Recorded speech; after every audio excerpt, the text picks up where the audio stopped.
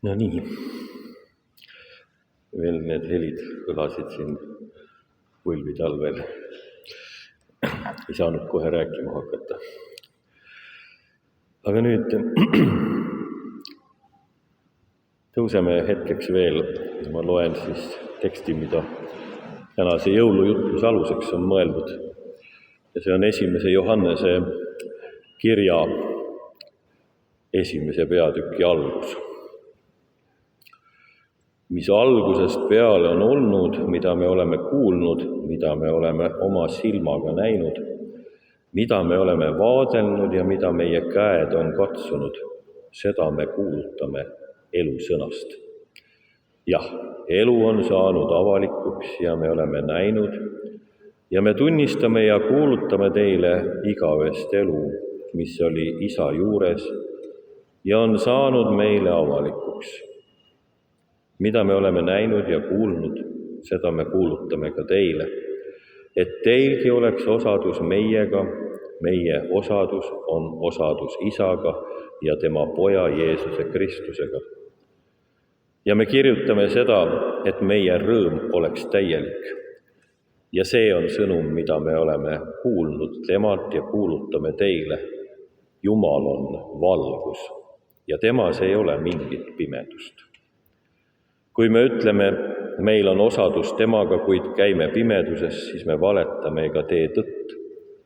Aga kui me käime valguses, nõnda nagu tema on valguses, siis on meil osadus omavahel ning Jeesuse, tema poja veri, puhastab meid kogu patust. Aamen. Võtke nüüd istet.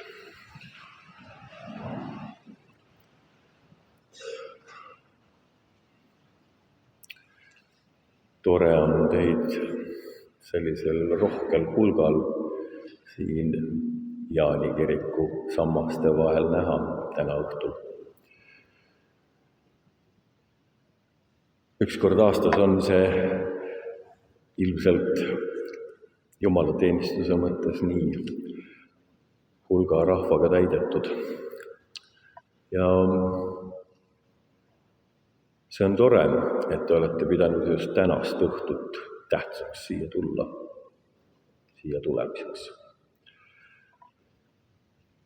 Sest see ongi eriline õhtu. See vajab ja väärib ära märkimist. Ja kui siin teine ümber vaadata, siis saame aru, et meil on siin üks ühisosa. Me oleme kõik siia täna tulnud ja pidanud seda tähtsaks. Meid seob see tänane hetk siin. Ja ma arvan, et need seosed, mida me loome oma elus, need päris ehedad seosed, mis meid kusagile kohale kutsuvad, on väärt, et neid kogeda, et neid luua, et neid hoida. Siin selles kirjakohas räägiti osadusest. Sellest osadusest, mis teeb nende sõnade kirjutajale rõõmu. Osadusest Jumalaga. Jumalaga, kes on maailma valgus. Ja ta on saatnud oma poja, õigupoolest siis tulnud ise inimesena, inimeste keskele valguseks. Mida see tähendab? Eks meil on võib-olla igal ühel oma käsitlus sellest, mida tähendab see, et Jumal on valguseks. Aga eks me oleme harjunud kasutama sõnu ka pisut ülekantud tähenduses või nägema nende sõnade juures laiemat tähendust, kui ainult võib-olla see konkreetne sõna esmalt meile räägib. Ja küllap me saame aru, et valgus sümboolses mõttes on midagi, mis avab meie jaoks maailma hoopis selgemal moel, mis avab meie jaoks meie elu võimalused. Ja vastupidi, pimedus on, mis need võimalused varjutab. Sageli võib juhtuda, et me oma elus jääme kinni mõnda mõttesse, mõnda olukorda, mõnda hetke sellisel moel, et see hirmutab meid, teeb abituks, ärritab, kurvastab ja me ei näe selle hirmu, abituse, kurvastuse ängi pimedusest kaugemale. Ja tihti see juhtub, kui me ei ole rahul millegagi, paljuski just rahul olematus esmalt iseendaga. Ja võib-olla tänagi või siin jõulude eel olete olnud ärevad ja rahutud, rahulolematud iseendaga. Võib-olla tundub, et midagi on veel pooleli, tegemata, pole täiuslik, pole piisav. Ja küllap nii ongi, ei olegi täiuslik, ei olegi piisav, sest me tahaksime ju alati paremini. Aga see ongi jõulusõnumi juures oluline, see valgus, mille Jumal inimesele saatis, et inimesele tuua sõnum, ta ei pea olema täiuslik.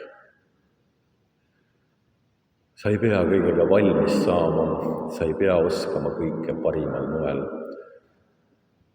vaid sa võid olla täpselt selline, nagu sa oled. Ja sinu kõrval, kui sa oled osaduses Jumalaga, ongi täius. Ehk see loob meile avarama pilgu ka iseenese elule. Ja kui me tasapinnalt vaadates selle pimeduse sees ei märka nende takistuste ja komistuskivide taha, siis tõustes kõrgemale hakkame me avastama võimalusi. Hakkame me avastama elu elamise rõõmu. Ja ma arvan, et see võiks olla tänase hetke tähtis mõte. Ja kust seda alustada? Äkki nüüd veel siia kirikusse tulles kripeldas miski pooleli olev. Miski, millega te rahul ei ole. Võib-olla kas või see, et vaatate, lund ei ole maha tulnud. Kui miski veel kripeldas, siis ei pea praegu hetkel sellest enam kinni hoidma. Vaid laske sellel olla, täpselt sellisena, nagu see on. Ka selles on koos osaduses Jumalaga täius. Koos osaduses selles, milles te siin olete, võite kogeda seda täiuslikku olemist. Ja selleks, et see meile veel paremini kohale jõuaks, on vaja vaadata üksteise silmadesse. Sest seal hakkame me nägema valgustatult teise inimese hinge. Kui sageli te olete vaadanud kas või 10 sekundit teise ka oma lähedase inimese silmadesse, rääkimata minutist või mõnest, millal te viimati seda tegite. Vahetevahel on nendele kõige armsamatele inimestele nii keeruline silma vaadata, isegi mitte pilku ei jaksa vahest tõsta. Ma ei mõtle ainult arvutiekraani või mobiiliekraani peale vaatamist, vaid tunne on selline, et ei söanda otsa vaadata. Aga täna võiks see olla teistmoodi. Kui kõik ei ole ka täiuslik ja miski ärritab või häirib, teeb pahaseks, võiks tuletada endale meelde, tõsta pilk ülesse, vaata teise silmadesse. Ja kui ei ole vaadata kellegi teise silmadesse, me oleme äkki üksi oma kodus või kuskil, siis me ei ole tegelikult üksi. Võib-olla siis tuleb minna peegli ette ja vaadata oma enese silmadesse. Sealt vaatab ka tihtipeale vastu inimene, keda me ei ole tükk aega kohanud, kelle silmadesse me ei ole võib-olla julgenud söandanud vaadata või ei ole pähe lihtsalt tulnud. Ja kui me nendesse silmadesse vaatame, võiks äkki selles valgustuse hetkes ütelda midagi, mis päris hingest tuleb, midagi head soovides iseendale ja teistele. Ja kuna me nüüd siin ühes osaduses oleme, siis võiksite vaadata enda kõrval olevate inimeste silmadesse. Pöörake oma pead ja vaadake enda kõrval, kes teie kõrval istuvad. Ja kui teil tuleb midagi pähe, mida te päriselt soovida tahaksite, siis soovige seda ka. Võib lihtsalt häid jõule öelda, aga võib midagi enamat öelda. Või tegelikult, mis on enam? See, mis tuleb hingest, see ongi enam. Sõnad alati ei olegi tähtsad. Aga kui sa nüüd vaatad selle kõrvalistuja silmadesse, nii palju siin on valgust siin samas kirikus, siis jäta see hetk meelde. Jäta see meelde, mida sa neist silmadest nägid, mida sa kogesid. Võta see kaasa siit täna, siit jõulukirikust. Ja teate, nendest silmadest, mida te just nägite, vaatavad vastu ka Jumala silmad.